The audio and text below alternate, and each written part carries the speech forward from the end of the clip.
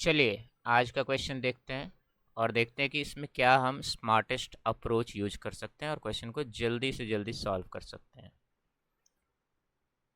चार लेटर्स हैं, चार इन्वेलप्स हैं। लेटर्स को इन्वेलप्स में डालना है। एक लेटर एक इन्वेलप में जाएगा। तो ये सिनारियो हमें देखना है कि कौन सा ट्रू है, कौन सा हो सकता है, कौन सा नहीं हो सकता है।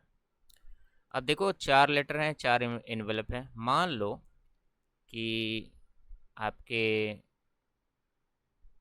जो लेटर्स हैं वो ए बी सी और डी है, और जिस एड्रेस पे भेजना है वो 1 2 3 और 4 है। अब ये तो वो सिनारियो हो गया जिसमें हर लेटर अपने करेक्ट एड्रेस पे जा रहा है। ऐसा भी तो हो सकता है कि A2 पे जाए, B1 पे जाए, C4 पे जाए, D3 पे जाए। तो इस तरीके से कितनी पॉसिबिलिटीज़ बन सकती हैं। तो इसके लिए बड़ा सिंपल सा तरीका ये होता है। देखो, जैसे A है, A के लिए चार चॉइसेस हैं, कहीं भी भेज सकते हो आप उसको। फिर बी के लिए तीन चॉइस है, फिर दो चॉइस और फिर एक चॉइस।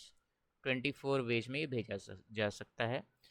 वो इसको आप ऐसे समझ सकते हो जैसे 1 2 3 4 है, तो इसी को अरेंज कर दो। 1 2 3 4, फिर 1 3 2 4, फिर 1 4 3 1।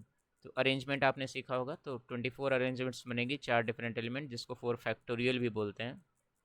सो 24 केसेस बनेंगे। बट हमें यहाँ पे 24 केसेस नहीं बनाना, हमें जस्ट अपने क्वेश्चन से मतलब है।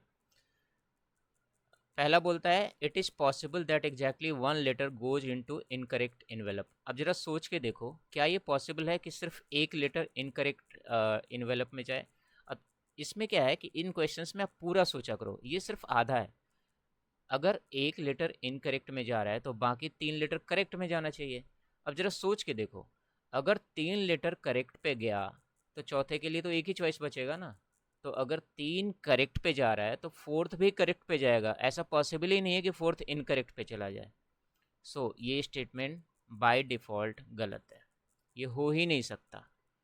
क्योंकि वो कह रहा है कि सिर्फ एक करेक्ट पे जाए। भाई एक करेक्ट पे जाए तो तीन इनकरेक्ट। अब जरा उल्टा सोचो, अगर तीन इनकरेक्ट है तो चौथा भी तो इनकरेक्ट होगा। तो इसका मतलब ये है कि ये पॉसिबल नहीं है। दूसरा है there are only 6 ways in which only 2 letters can go into correct envelope. अच्छा, अब ये कह रहा है कि सिर्फ दो लेटर करेक्ट पे जाए। तो अब ये कहना चाह रहा है कि दो करेक्ट है और दो इनकरेक्ट पे जाए। तो अब देखो, एक नॉर्मल सा सब सिनेरियो बना सोचो।